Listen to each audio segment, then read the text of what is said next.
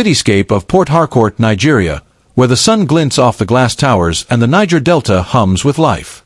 The frame shifts to a luxurious mansion, its marble floors gleaming under crystal chandeliers. Amara, a radiant 35-year-old businesswoman, moves through the room with effortless grace, her laughter echoing as she greets guests at a lavish gala. Her deep burgundy gown hugs her frame, and her smile is infectious, a beacon of warmth in a sea of opulence. Beside her stands Bello, her charismatic husband, his tailored suit accentuating his commanding presence. To the world, they are the epitome of success, a power couple adored by all. "Amara, you're glowing tonight," a guest, a middle-aged woman with a pearl necklace, says, raising a champagne flute. "How do you manage it all, your empire, this home, and Bello?" Amara's eyes sparkle as she glances at Bello, who flashes a charming smile. "Oh, it's all about balance," she replies, her voice smooth as velvet. "And having the right partner makes it easy." Bello squeezes her hand, but the camera lingers on his face for a split second longer than necessary. His smile doesn't quite reach his eyes. The scene shifts to a quieter moment later that night, after the guests have left. Amara is in their bedroom, slipping off her earrings, while Bello stands by the window, his phone buzzing incessantly. "Who's that at this hour?" Amara asks, her tone playful but tinged with curiosity. Bello doesn't turn around. "Just work, darling. You know how it is." His voice is smooth, but the camera zooms in on his tightened grip on the phone. The frame cuts to a dimly lit bar across town, where Bello meets Simi, a sleek and calculating socialite with sharp cheekbones and a predatory smile. Their conversation is hushed, the words barely audible over the clink of glasses and soft jazz. "She's starting to ask questions," Bello mutters, his jaw tight. "We need to move faster." Simi leans closer, her red lipstick stark against her flawless skin. "Patience, Bello. The plan is perfect. She'll never see it coming." The camera pans to a close-up of a small, unmarked vial in Simi's hand, filled with a colorless liquid. Her fingers curl around it possessively as the screen fades to black, a chilling whisper of music underscoring the moment. The title card appears, "Picture-Perfect Poison." A bustling Port Harcourt market, where vendors hawk colorful fabrics and the air hums with chatter. Amara, now dressed in a simple but elegant Ankara dress, navigates the crowd, her smile less vibrant than before. Her skin looks paler, her movements slower, as if an invisible weight presses on her. The camera shifts to Ngozi, Amara's best friend, a sharp-eyed lawyer with a no-nonsense demeanor, watching her from a distance. Ngozi's brow furrows as she notices Amara's fatigue. Later, at a cozy cafe, the two women sit across from each other, sipping tea. The warm lighting contrasts with the tension in Ngozi's voice. "Amara, you don't look yourself. When was the last time you saw a doctor?" Amara waves her off, her smile strained. "I'm fine, Ngozi. Just overworked. The new store launch is taking a toll." Ngozi leans forward, her voice low but insistent. "It's more than that. You're pale, you're tired, and Bello, he's been acting strange. I saw him at the club last week, whispering with that woman, Simi. It didn't look like business." Amara's expression falters, but she quickly recovers, her fingers tightening around her teacup. "Bello's just stressed. You know how he gets. And Simi's just a client." Ngozi's eyes narrow. "A client who calls at midnight? I heard him last night when I dropped by. He was in the study, talking about some plan." "Amara, something's not right." The camera zooms in on Amara's face, her eyes flickering with doubt for the first time. She shakes her head, forcing a laugh. "You're reading too much into it. Bello loves me." But the seed of doubt is planted. That night, the camera follows Amara as she tiptoes through their mansion, the silence broken only by the hum of Bello's voice from behind a closed door. "It's almost time," he says, his tone cold. "She's weaker every day." Amara freezes, her hand trembling on the doorknob. The screen cuts to her reflection in a mirror, her eyes wide with fear, as the sound of Bello's voice fades into an eerie hum. The visuals shift to cooler tones, emphasizing the growing rift between Amara's once-perfect life and the dark reality creeping in. Ngozi's concern, paired with Amara's denial. Close-up of Amara's face, her eyes sunken, her skin almost translucent. She's sitting at the breakfast table, barely touching her food. Bello, dressed in a crisp white shirt, watches her with feigned concern. "You're not eating, darling," he says, his voice dripping with false warmth. "You need your strength." Amara forces a weak smile. "I just don't feel right. Maybe it's the stress." Bello leans closer, his eyes glinting with something unreadable. "I've been thinking, maybe this isn't just stress. My aunt in the village mentioned a spiritual healer who could help. A cleansing ritual to restore your energy." Amara looks skeptical, her fingers tracing the edge of her plate. "A ritual? Bello, I don't know. I'd rather see a doctor." Bello's smile tightens, but he presses on, his voice smooth as silk. "Amara, trust me. This healer has helped people with ailments doctors couldn't explain. I just want you to be yourself again. For us." The camera lingers on Amara's hesitation, her love for Bello warring with her instincts. Finally, she nods, her voice soft. "Okay. If you think it'll help." The scene shifts to Bello in a dimly lit room, speaking to Simi on the phone. "She agreed," he says, a smirk playing on his lips. "We're set for tomorrow." Simi's voice crackles through the speaker, cold and triumphant. "Good. Make sure the men know their roles. No mistakes, Bello." The visuals transition to an ominous montage. Bello packing a bag, his movements deliberate, a shadowy figure handing him a small bottle, and Amara, unaware, folding a shawl for the journey. The camera pans to a desolate road sign pointing to a remote area outside Port Harcourt, the sky darkening as thunder rumbles in the distance. The chapter ends with a close-up of Amara's face, her expression a mix of trust and unease, as Bello's car pulls away from their mansion.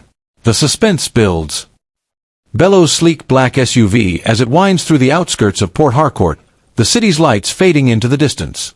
The road is rough, lined with dense foliage, and the sky is heavy with storm clouds. Amara sits in the passenger seat, her hands clasped tightly in her lap.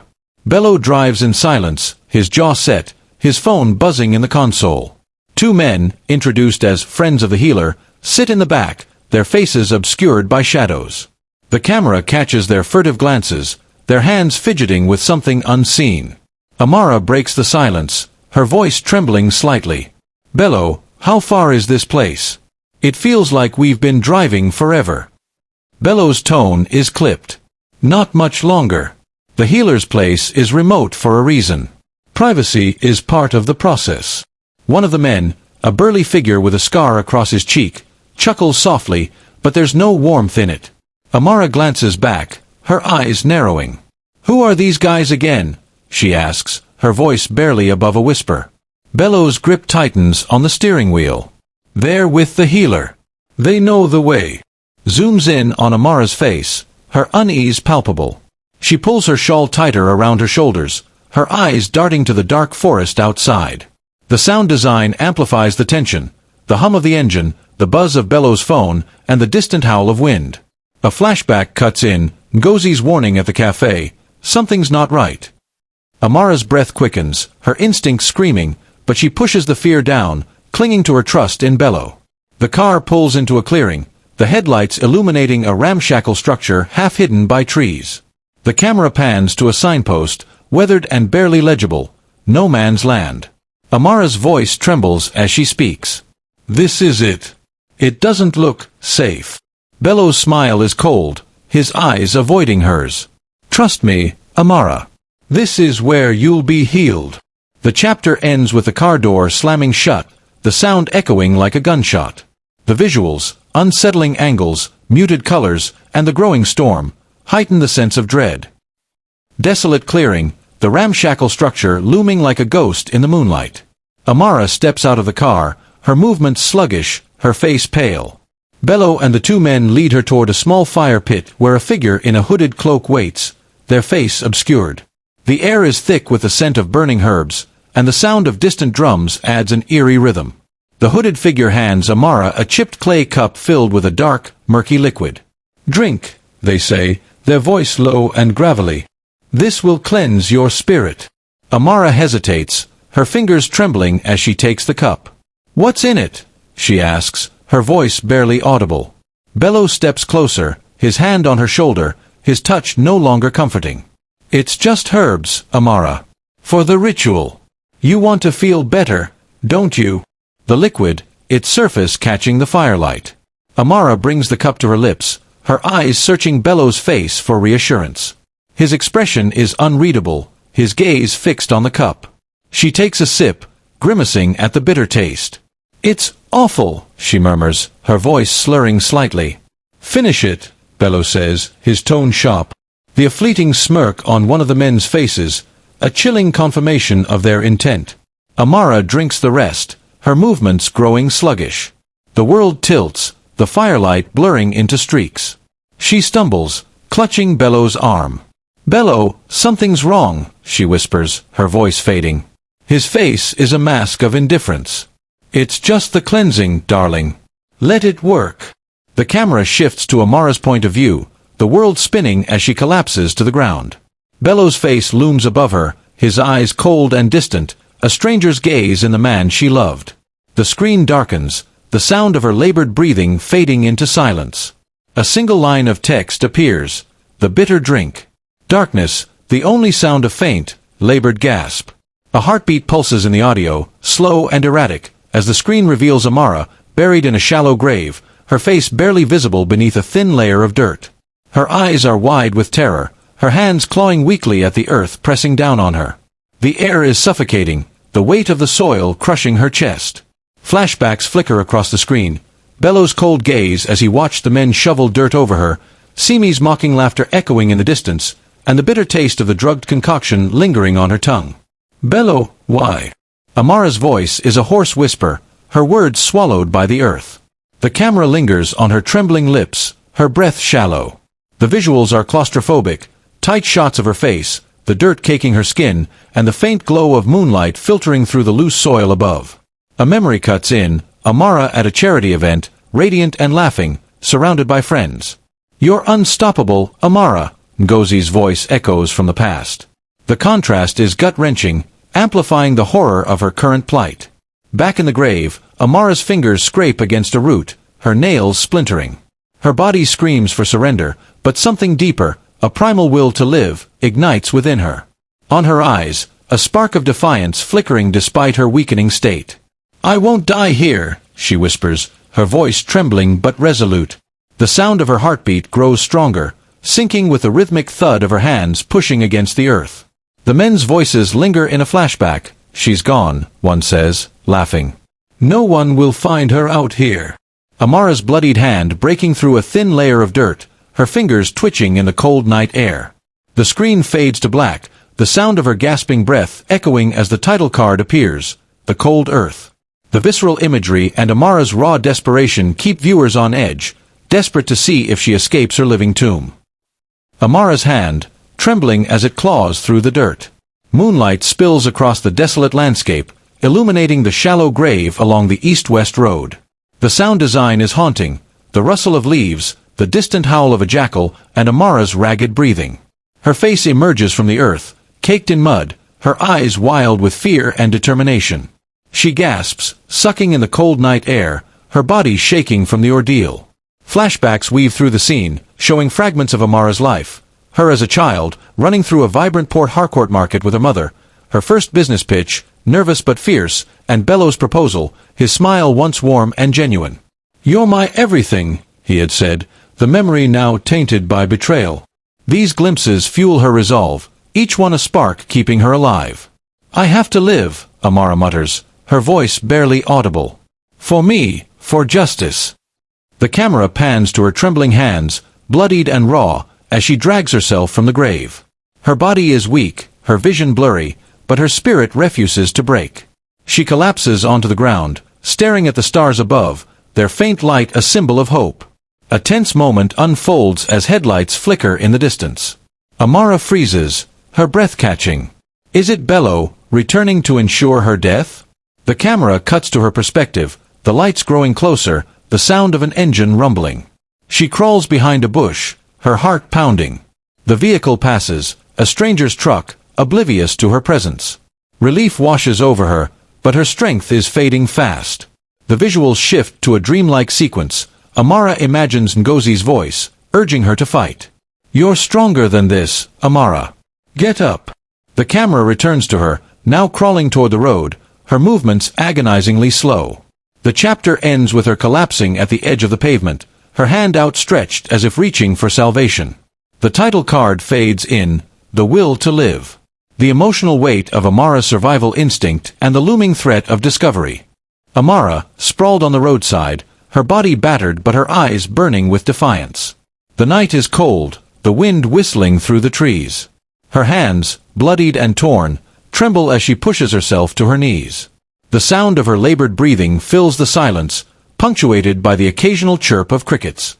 The visuals are raw, close-ups of her broken nails, dirt-streaked face, and the faint bruises blooming on her arms. A flashback shows Amara training for a marathon, her face set with determination as she pushes through exhaustion. Pain is just weakness leaving the body, her trainer's voice echoes. Back in the present, she clenches her fists, drawing on that same resilience. I'm not done, she whispers, her voice raw but fierce. As she stumbles along the deserted road, each step a battle against her body's protests. The drug's effects linger, making her dizzy, her vision swimming. She trips, falling hard onto the gravel, and for a moment, despair threatens to overwhelm her. Bello, you thought you won, she mutters, her voice shaking with anger. The camera zooms in on her face, tears mixing with the dirt as she forces herself to stand. A tense moment unfolds as she hears footsteps behind her. The camera whips around, revealing nothing but shadows. Was it her imagination, or are Bello's men still out there? The sound design amplifies the paranoia, rustling leaves, a snapping twig. Amara quickens her pace, her heart racing, her body screaming for rest. As Amara reaches a fork in the road, a faded signpost barely visible in the moonlight. She collapses against it, her strength nearly gone. Someone, please, she whispers, her voice breaking. The camera pans to the horizon, where the faint glow of headlights appears, growing brighter. The sound of an engine grows louder, a beacon of hope or danger. The title card reading, The Desperate Struggle. The relentless pacing and Amara's raw determination ensure viewers are invested in her survival. The headlights, now blindingly close, as Amara shields her eyes, her body trembling on the roadside. The truck screeches to a halt, gravel crunching under its tires. The door swings open, and a burly figure steps out, Idris, a truck driver with kind eyes and a weathered face. His voice is gentle but urgent. My God, what happened to you? Amara's voice is barely a whisper. Help, please. She collapses, her body finally giving out.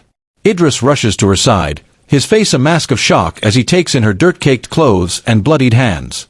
Hold on, you're safe now, he says, lifting her carefully into the truck. The visuals shift to a dreamlike sequence inside Amara's mind.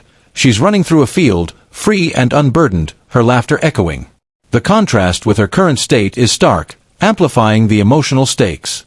Back in the truck, Idris wraps her in a blanket, his voice steady as he speaks. You're going to be okay. I'm taking you somewhere safe. The camera follows the truck as it speeds through the night, the road stretching endlessly before them. Amara's eyes flutter, her consciousness fading in and out. She murmurs, They tried to kill me. Bello, Idris's jaw tightens, but he keeps his focus on the road. No one's hurting you now, he says firmly. Just rest. A flashback reveals the moment Amara broke through the grave's surface, her gasp for air a cathartic release. The camera lingers on that memory, showing her first breath of freedom, her face illuminated by moonlight. Back in the present, the truck pulls into a small town, the lights of a gas station flickering in the distance. Idris glances at Amara, his expression a mix of compassion and resolve. Amara's hand clutching the blanket, her eyes staring out the window as the world blurs past. The title card appears, Breaking Free. The dramatic rescue and Amara's fragile hope. The interior of a modest women's shelter in Benin City, its walls adorned with colorful murals and messages of hope. Amara, now cleaned up but still frail, sits on a cot, her hands wrapped in bandages. The shelter's director, Mama F., a compassionate woman with a warm smile and steely resolve, sits beside her. You're safe here, Mama F. says, her voice soothing. No one will find you. Amara's eyes are haunted, her voice barely above a whisper. He tried to kill me. My husband. The camera zooms in on her face, capturing the raw pain of betrayal. Mama F takes her hand, her grip firm. You're stronger than what he did to you. We'll help you heal, and we'll help you fight. The visuals shift to Idris, who lingers at the shelter's entrance, speaking quietly with Mama F. I found her on the east-west road, he says, his voice low. She was half dead, muttering about someone named Bello. Whoever did this, they're monsters. Mama F nods, her expression grim. She's been through hell, but she's alive. That's what matters now. The camera pans to a bulletin board covered with photos of other women, each with their own story of survival, emphasizing the shelter's role as a sanctuary. Amara, now given the name Zara to protect her identity, begins her recovery. The camera shows her, a gentle montage, Zara learning to walk again, her steps shaky but determined, sharing quiet moments with other women at the shelter, and staring out a window, her eyes hardening with resolve. Mama F watches her, a proud smile on her face. That one's a fighter, she says to Idris, who nods in agreement. Zara sitting alone, holding a cracked mirror, studying her reflection. Zara, she whispers, testing the name. Her eyes burn with a new fire, a hint of the strength to come. The title card fades in, the unexpected savior. The introduction of Idris and Mama F as allies, combined with Zara's emerging resilience. The women's shelter in Benin City, its walls bathed in soft morning light. Zara, formerly Amara, sits at a small wooden table, her bandaged hands clutching a steaming mug of tea. Her face, though still pale, carries a quiet strength. Mama F, the shelter's director, sits across from her, her warm eyes studying Zara carefully. The room is filled with the soft hum of conversation from other women, their voices a backdrop of resilience. You need a new name, a new start, Mama F says, sliding a blank ID card across the table. Whoever did this to you, they think you're gone. Let's keep it that way. Zara's fingers trace the card, her voice steady but soft. Zara. I like it. It feels like a second chance. The camera zooms in on her eyes, a flicker of determination replacing the fear that once dominated them. A montage unfolds, Zara learning to navigate her new identity, practicing her signature, and dyeing her hair a deep auburn to distance herself from Amara's recognizable features. Mama F guides her through breathing exercises to manage panic attacks, her voice calm but firm. You're not just surviving, Zara. You're rebuilding. In a quiet moment, Zara confides in Mama F. I trusted him, she says, her voice breaking. Bello was my world. How could I be so blind? Mama F's face softens, but her tone is resolute. Love blinds us all sometimes. But you're seeing clearly now. What do you want to do with that clarity? Zara's jaw tightens, her eyes glinting with purpose. I want him to pay. Not just for me, for everyone he's hurt. Idris, the truck driver who saved her, helping with repairs around the shelter. He overhears their conversation and approaches, his voice low. If you're going after someone like Bello, you'll need more than courage. He's got money, connections. Zara meets his gaze, unflinching. Then I'll be smarter than him.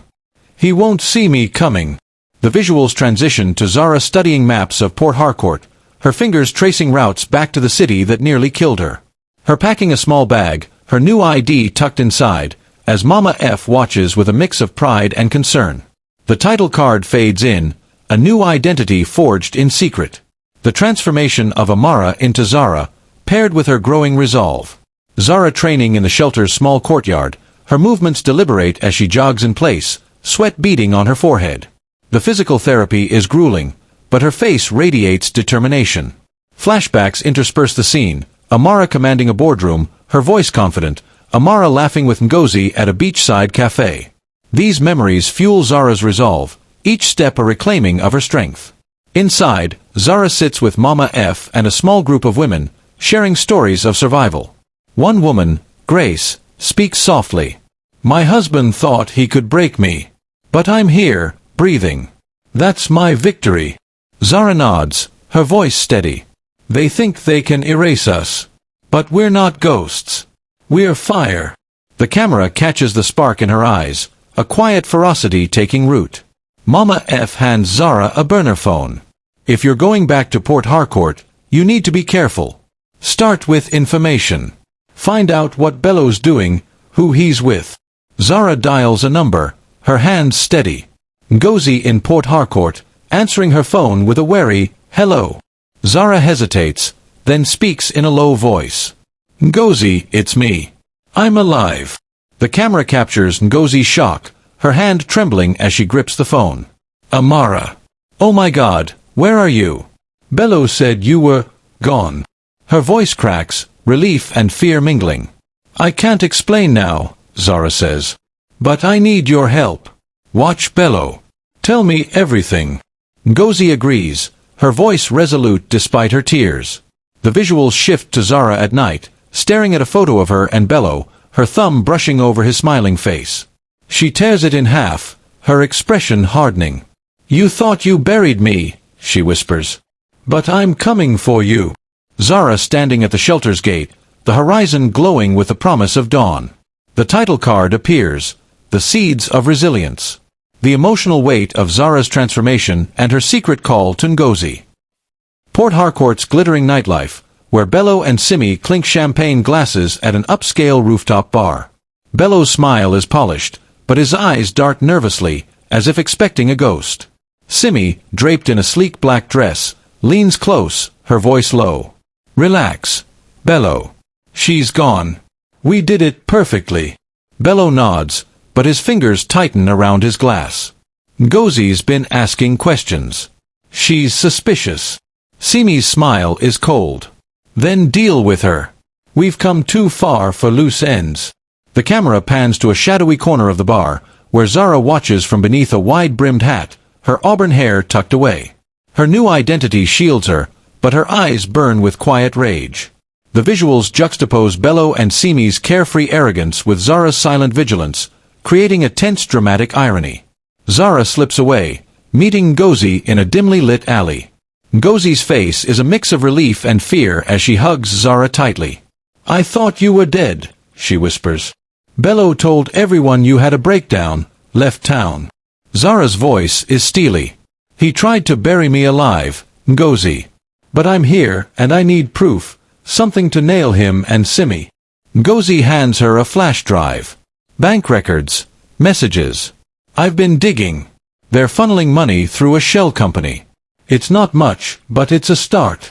Zara as she slips through Port Harcourt's underbelly, blending into crowds, her new identity a perfect disguise. She visits a hacker, a young woman named Kemi, who cracks into Bello's emails. "He's sloppy," Kemi says, smirking. "Lots of encrypted messages to someone named Simi. Want me to dig deeper?" Zara nods, her face resolute. "Everything you can find." With Zara standing on a rooftop, overlooking the city's lights, her silhouette stark against the night sky. The title card fades in, The Unseen Observer. The suspense of Zara's covert investigation and the obliviousness of Bello and Simi. Zara in a cramped, dimly lit room, a whiteboard covered in photos, bank statements, and red string connecting the dots of Bello and Simi's conspiracy. Kemi sits at a laptop, her fingers flying across the keys. "Got something," she says, turning the screen to Zara. "Bello paid off those 2 men who helped him.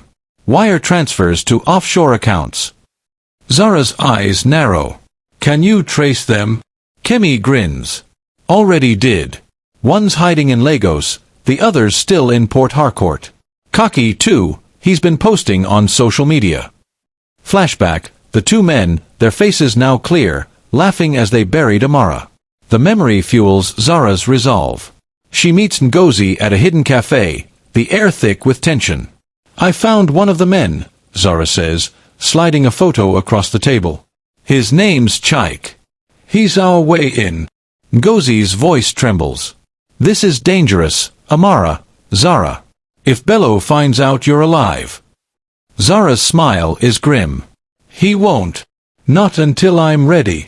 The visuals shift to Zara tailing Chaik through Port Harcourt's crowded markets, her movements precise and calculated. She records him meeting with a shady figure, the camera zooming in on a suspicious envelope changing hands. Later, she confronts Chaik in a dark alley, her voice low and menacing. "I know what you did," she says, holding up a photo of the grave. Chaik's face pales, his bravado crumbling. "I didn't mean for it to go that far," he stammers. Bello said it was just a scare. Zara steps closer, her eyes blazing. You buried me alive. Start talking, or I go to the police. Zara slipping away, a recorder in her pocket capturing Chaik's confession. The title card appears, The Tangled Web. The intricate unraveling of Bello's crimes and Zara's bold confrontation. Zara stepping off a bus in Port Harcourt, her auburn hair catching the sunlight, her posture confident. She's no longer the frail Amara, she's a woman reborn, her eyes sharp with purpose. The city buzzes around her, oblivious to the storm she's about to unleash. A voiceover narrates, Zara had survived the unthinkable. Now, she was ready to reclaim her life. She checks into a modest hotel, her new ID flawless. The camera follows her as she prepares, dressing in a tailored blazer, her movements deliberate. A flashback shows Mama F's parting words, You're not just fighting for you, Zara. You're fighting for every woman who's been silenced. Zara meets Kemi in a safe house, where they review the evidence.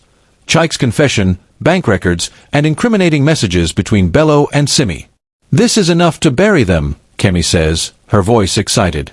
But you need to get it to the right people. Zara nods, her face resolute. I know exactly who to trust. A high-profile gala, where Bello and Simi mingle with Port Harcourt's elite. Zara slips in, her new appearance and confidence rendering her unrecognizable. She moves through the crowd, her eyes locked on Bello, who laughs obliviously with a glass of wine in hand.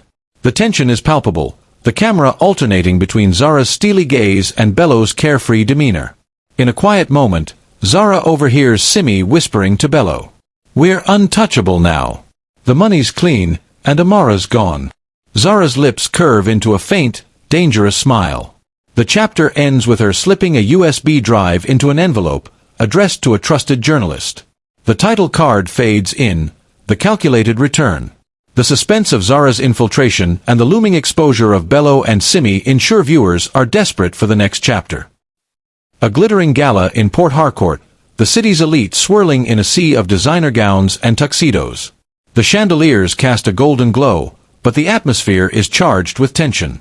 Zara, now a master of her new identity, moves through the crowd with calculated grace, her auburn hair tucked under a sleek updo, her eyes sharp beneath subtle makeup. She's unrecognizable as Amara, blending seamlessly into the world that once adored her. The camera lingers on her poised smile, contrasting with the storm brewing in her gaze. Bello and Simi hold court near the bar, their laughter loud and confident. Simi, in a shimmering emerald dress, leans into Bello, whispering, We're untouchable now. The money's secured, and no one's asking questions. Bello nods, but his eyes scan the room nervously, as if sensing an unseen threat. Zara, observing them from a distance, her expression unreadable. A flashback shows her in the shelter, practicing her new persona with Mama F. You're not just hiding, Mama F had said. You're becoming someone they'll never suspect. Back in the present, Zara sips a glass of champagne, her eyes locked on Simi's smug smile. She approaches a mutual acquaintance, Tund, a charming businessman who once worked with Amara. You remind me of someone, Tund says, squinting. Have we met? Zara's smile is coy, her voice low. I get that a lot. I'm Zara, just visiting Port Harcourt. Tund laughs, charmed, and the camera catches Bello glancing over, his brow furrowing for a split second before dismissing it. Later, Zara slips into a quiet corridor, pulling out her burner phone to text Ngozi, They're here. Keep the journalist ready. Their fingers, steady despite the high stakes. The visuals shift to Bello and Simi toasting, oblivious to the net tightening around them. The chapter ends with Zara slipping back into the crowd, her silhouette blending into the shadows as the title card fades in, the ghost in their midst. The tension of Zara's infiltration and the dramatic irony of her proximity to her betrayers. Zara in a dimly lit hotel room, her whiteboard now a complex web of evidence. Photos of Bello and Simi, bank records, Chaik's recorded confession, and screenshots of incriminating emails. Kemi, the hacker, sits at a laptop, her fingers flying. The journalist is ready, Kemi says, her voice excited. She's got a direct line to the police and a major news outlet. Once this drops, it's over for them. Zara nods, her face resolute. It has to be public. They need to feel the weight of what they did. The camera zooms in on her eyes, burning with a mix of pain and determination. A montage shows Zara orchestrating her plan. She sends an anonymous tip to the journalist, plants a hidden camera at a venue where Bello and Simi will meet a corrupt official, and coordinates with Ngozi to ensure the evidence reaches the right hands. The visuals are fast-paced, with tense music underscoring each move. A flashback shows Amara buried alive, her desperate gasps contrasting with Zara's current precision. Bello and Simi at a private dinner, unaware of the hidden camera capturing their conversation. The offshore accounts are secure, Simi says, smirking. No one's tracing it back to us. Bello leans back, his confidence returning. Good. Let's move the rest of Amara's assets next week. No loose ends. The camera pans to Zara, watching the live feed from a safe house, her jaw tight. Got you, she whispers, saving the footage. She meets Ngozi in a secluded park, handing over the final piece of evidence. This is it, Zara says. Make sure it goes viral. Ngozi's eyes are fierce. They won't know what hit them. With Zara standing on a rooftop, the city sprawling below, as she watches a news van pull up outside the gala venue. The title card appears. The trap is set. The meticulous planning and escalating tension ensure viewers are desperate for the confrontation. The gala, now in full swing, the crowd buzzing with excitement. Bello and Simi stand on a balcony, toasting their success, unaware of the storm about to break. The camera shifts to Zara, slipping through the crowd, her expression a mask of calm fury. She's dressed in a striking red gown, a deliberate nod to the Amara they thought they erased. The music slows as Zara steps onto the balcony, her presence commanding silence. Bello's glass freezes halfway to his lips, his eyes widening. Simi's smile falters, her hand clutching Bello's arm. Who are you? Simi demands, her voice sharp. Zara's lips curve into a cold smile. You don't recognize me? She pulls off her shawl, revealing the scar on her shoulder, a mark from her struggle in the grave. Bello's face drains of color, his voice a choked whisper. Amara.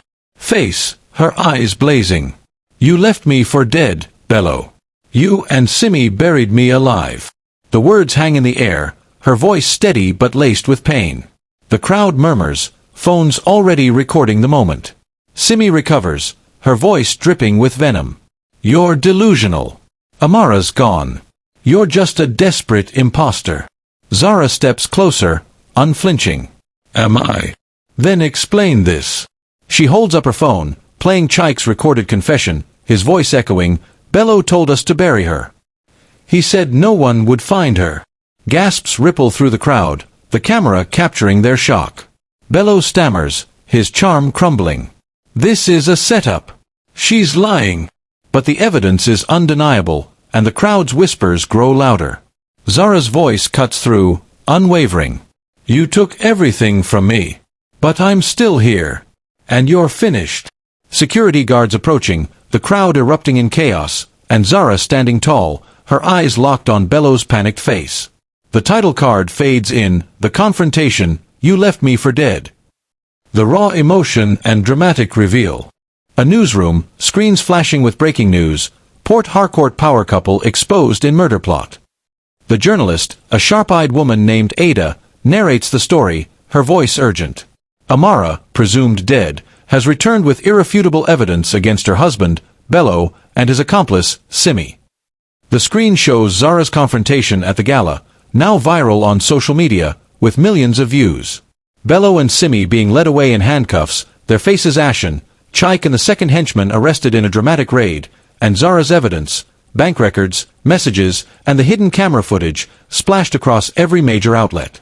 The camera captures Port Harcourt's reaction, protests outside Bello's mansion, hashtags like hashtag Justice for Amara trending, and Ngozi tearfully hugging Zara in a quiet moment. Zara meets Ada in a sleek office, her voice steady. I didn't just want them caught, she says. I wanted the world to know what they did. No one else should suffer like I did. Ada nods, her expression admiring. You've started a movement. Women across Nigeria are speaking out, sharing their stories. The visuals shift to a montage of social media posts, women holding signs reading, "We are not ghosts," and "She wouldn't die." Zara's story resonates, sparking a national conversation about betrayal and survival. A flashback shows her in the grave, her hands clawing through the earth, underscoring the magnitude of her triumph. Bello and Simi in a courtroom, their arrogance replaced by defeat. The judge's gavel falls, and the crowd outside cheers. The chapter ends with Zara watching the news, a faint smile on her lips as she whispers, "It's over." The title card appears, "Justice Served, the Viral Confession." A vibrant community center in Port Harcourt, its walls painted with murals of strong women. Zara stands at a podium, addressing a crowd of survivors, activists, and supporters. Her voice is clear, powerful. "I was buried, betrayed, and left for dead. But I rose. And so can you." The crowd erupts in applause, the camera capturing tearful faces and raised fists. A montage shows Zara's new life, founding a foundation for survivors of violence, speaking at events across Nigeria, and mentoring women like Grace from the shelter. Mama F and Idris stand by her side, proud allies in her mission. Ngozi, now a fierce advocate, joins her in lobbying for stronger laws against domestic abuse. In a quiet moment, Zara visits her old home, now empty, its grandeur faded. She stands in the garden, where she once laughed with Bello, and plants a small tree, a symbol of growth and resilience. "This is for Amara," she says softly, her voice steady. A viral video of Zara's speech, now viewed millions of times, with comments flooding in, "She's a hero, Zara gave me hope." Her story inspires a global movement, with women sharing their own tales of survival under #SheWouldn'tDie. The final shot is Zara standing on a cliff overlooking the Niger Delta, the wind catching her hair, her face radiant with purpose. The title card fades in, "The Legacy of Zara, She Wouldn't Die." The screen closes with text, "Zara's fight continues. For every woman who refuses to be silenced. The uplifting resolution and Zara's enduring legacy." The end.